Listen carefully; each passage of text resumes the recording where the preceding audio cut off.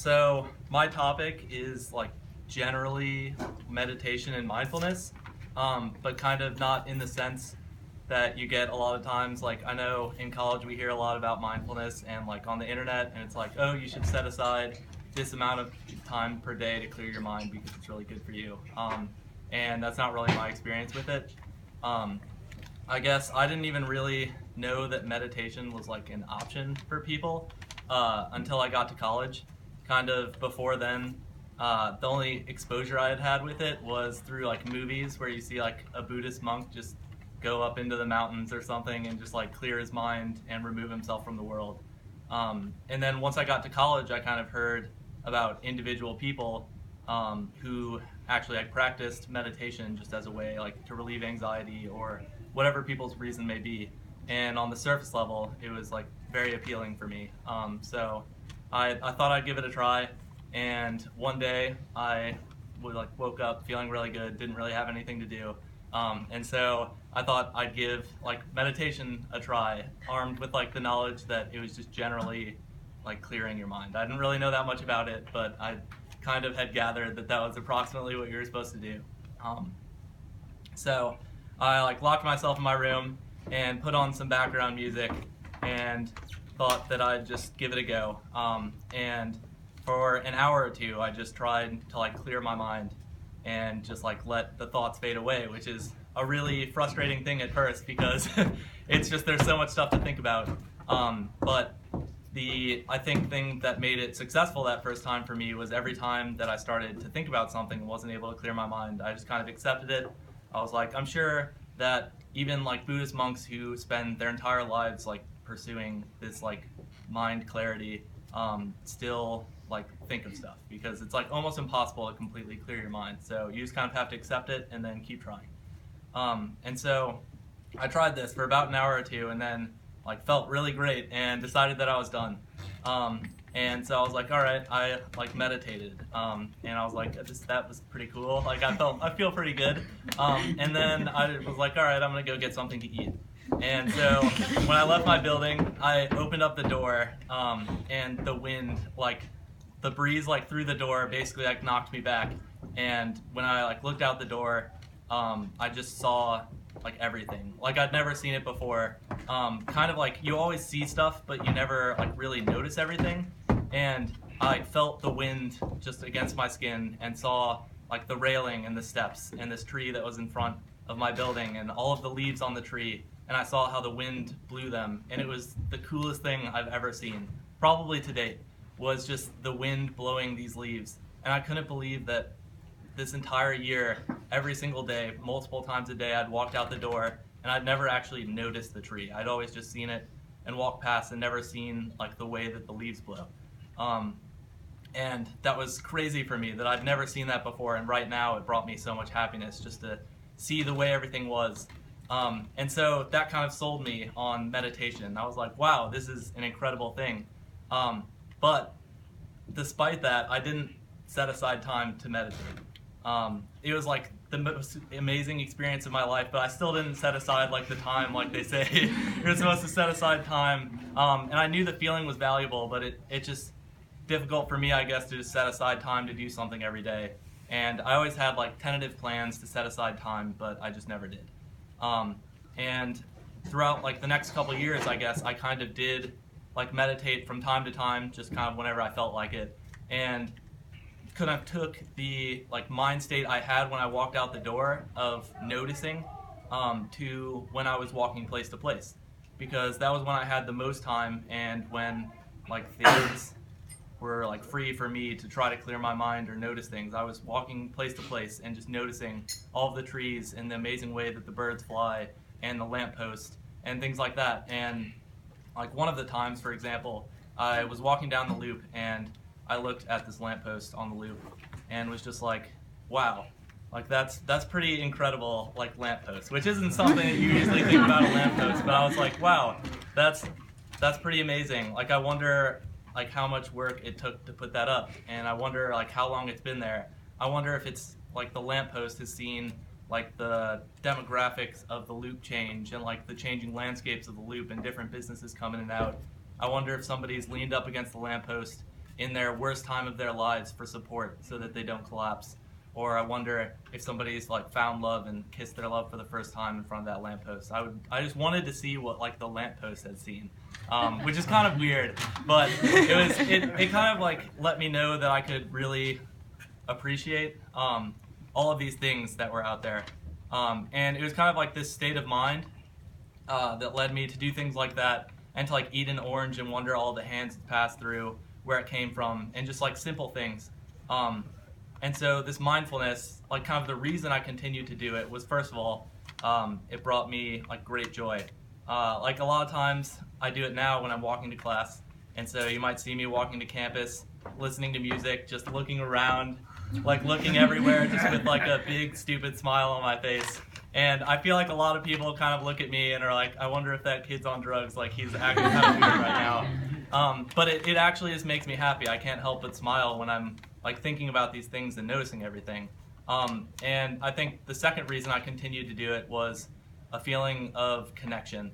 And when I feel this way, I think I just kind of naturally think of myself as a part of a larger system, just because of how you notice one thing and how it plays a part in a larger system. And so when you're thinking of yourself not as the center of the world, but as a part of a bigger system, it kind of helps you eliminate, I guess, your anger.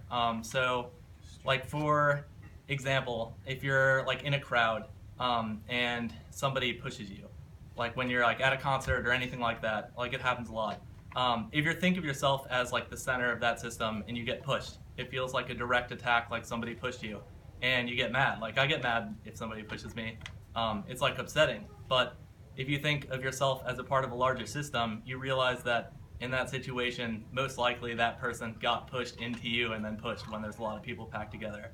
Or there could be like 100 reasons why different things like that happen. But if you think not of yourself as the center, but as a part of something larger, it's difficult to judge someone or feel angry at that person, especially when you realize that if you look around the room, every single person is at a different place in their life and has like their own consciousness just like you, which is a pretty crazy thing to think about. And then the third reason I continued to do it was actually because of gratitude. And in these moments, I felt supremely grateful just to be alive and to exist. And like to think just about your own existence and what it took for that to come to place, but also how amazing it is that you exist, or that a tree exists and grew from a seed, and things like that is a pretty incredible thing to think about. So those three things kind of like led me to do recognize the benefits and like continue to do this when I'm walking today. Kind of throughout the mentorship, we talked a lot about like this feeling that I had and kind of what the limitations are of what I was doing, which is that like the system of like meditation and being mindful for me is a really like passive solo experience. And so despite the fact that you feel like this great connection, it's almost like a removal of yourself from the world if you can only do it alone when you're not like performing an action. So this kind of led me to think that the way I would like mindfulness to play a role in my life is through my relationships with people, and then also through like actions that I perform. And the first of these, like in a relationship with a person, is that I don't have to be alone to do this mindfulness. I go on a lot of walks with my girlfriend, and I think if I tried to do it then I would recognize how amazing it is for us as a part of the system, as a larger world, and how much I like appreciate her and value her as a person, and how her hand feels when I hold it, and all the things like that I think kind of going through this process and thinking about that has made me like much more grateful than I already was to have her, and like realize how like amazing that is what we have together. And it's the same way for like a friendship. Like a lot of my friends, like when you're hanging out with your friend, that they took the time to like spend that time with you, which I think time is like one of the greatest things that you can give somebody, is like to spend time. They could be spending time with anybody in the world or doing anything, but they're really spending that time with you. And I think that's incredible. And also that they can like open up to you and share things with you. And like for somebody to open up and share who they are with you is one of like the greatest things you can ever have. And being able to be mindful of that not just walking through and like looking at the leaves, which is also great, is I think something important that I'm trying to integrate it into my life right now. The other thing is with actions instead of just walking. I have kind of tried to think of what it would be if you could be mindful and present like I am, but when you're performing an action. And this goes from anything like manual labor, which I think I am kind of able to do at times. If like I'm cleaning or like mowing the lawn or something like that, to be able to be mindful of that, especially when there's not a lot of other stuff going on, is relatively easy because you can really focus on what you're doing and find like the value in labor and the way like your muscles feel when you're pushing something, or like the way the wind feels if you're outside and things like that. But one of the things that's been incredibly difficult for me is things like homework that I find undesirable. So, for example, I recently had like a global economy SWOT analysis thing that I had to do. And I spent a lot of time like pushing it off basically until like probably like 1 or 2 a.m. and then decided to do it. And then I did it and kind of just grinded through the assignment, looking forward to like this future thing when I would be done with the assignment and I would be like satisfied and happy that I had completed the assignment.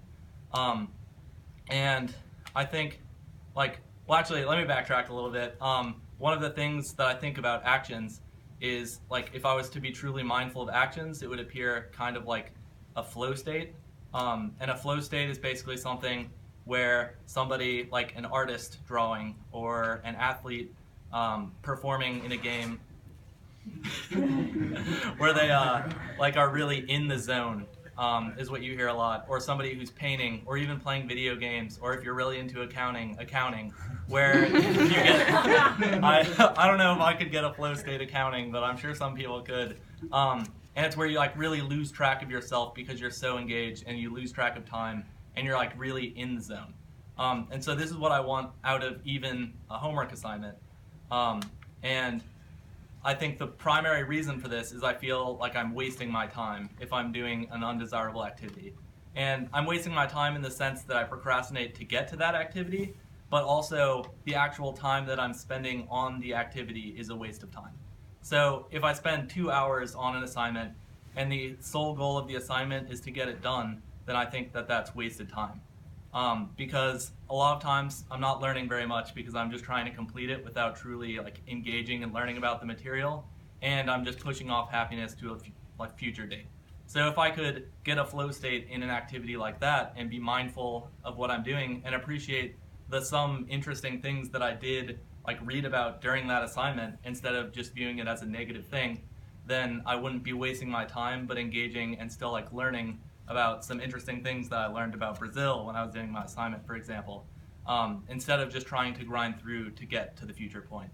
I think the best way to kind of understand this waste of time is looking at it on a macro scale.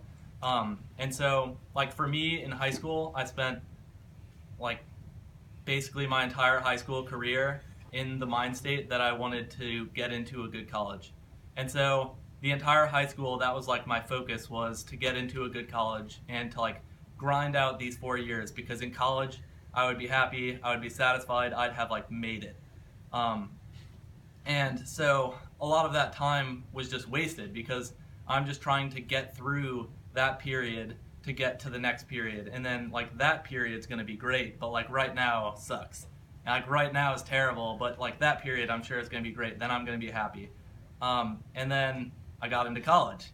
And so once I was in college, then it's easy to put my head back down and think, oh, I would love to get a good job or go to graduate school or something like that. And like I just need to get through these 4 years and like really like grind through this time period, and then I'm gonna be happy. And I'm gonna be like, I'm gonna have made it. Once I get that job, then I can be like focused on what I'm doing because I'm gonna have a great time, because it's gonna be awesome like once I get through this period. And then I kind of thought about it during college. I was like, wait a second, this is exactly what I said when I was in high school. I said college was gonna be the good time where I was gonna enjoy myself in the present. And then I thought about the future, and so say you don't even get that good job, But even if you do, then you want to like move up in the organization or whatever your goals might be, or like have a family and all these things, and you're like, oh, like once I do that, then I'm going to be satisfied, then I'm going to be happy with what I'm doing, then I'm going to have made it. And it's easy to just push your happiness down the line, or like if you didn't get the job, oh, I want to get a job, or I want to get a better job, and then just push it all the way down the line, and then you're like, oh, well, once I retire, like retirement's gonna be great. I'm gonna have a great time. I'm gonna have made it. I'll be very satisfied, like in retirement, with like my family or without my family, or like whatever your goals might be. And then I think I kind of thought about like what happens with people in retirement, and from people who have retired who I've heard about, it seems like some people are really excited to retire, but some people are excited to retire and then they retire and they're very confused. And they're confused and they're wondering, like, what do I do now? Like, I've been grinding through for 70 years and now I finally got to that point. Like, I don't even know what to do. And some people end up going back to work because they have no idea what to do without, like, the grind. And that's not what I want. I think that that's just, like, too late and, like, pushing it too far down the road. And I think that maybe some people do retire and then start to like focus on the present and like their family and religion or like whatever that might be for you, and that they do that, but I don't want to wait that long. And just to clarify, I don't think that planning about your future is like something that you shouldn't do. I think planning about your future is very important, and you want to like keep moving forward and going for like whatever goals you might set in life. But I don't think that planning for your future at the expense of the present is like a dangerous thing for people to do. And if you plan for the future at the expense of the present for your entire life, then you're just gonna miss like literally your entire life, which is very scary to me. And I think like this present-mindedness, if you could apply like being mindful and being engaged in what you're doing in planning for the future, or in the activities you're doing while you're still planning for that future, or even setting aside time and sometimes removing yourself and just going for a walk down at a park or something like that, is like the way out. And I think probably just kind of to sum things up, one of the things that like really sums it up for me is my roommate is kind of the kind of guy who draws far-reaching conclusions from like a really small thing or like set of data or something, and honestly, he misses the mark a lot of times. Like, he draws like some conclusion that just doesn't make any sense. But I kind of thought back to something he said to me once, just because I'm kind of known for like walking pretty slow. Partially because of like some of the mindfulness stuff I do. I just like take a long time to get places, because I kind of like enjoy walking to that place. Yeah, I walk really slow, like compared especially to the people from the East Coast. And my roommate's from the East Coast, and he mentioned this to me one time. He was like, you walk like really slow, and I walk really fast because I want to get to like my destination.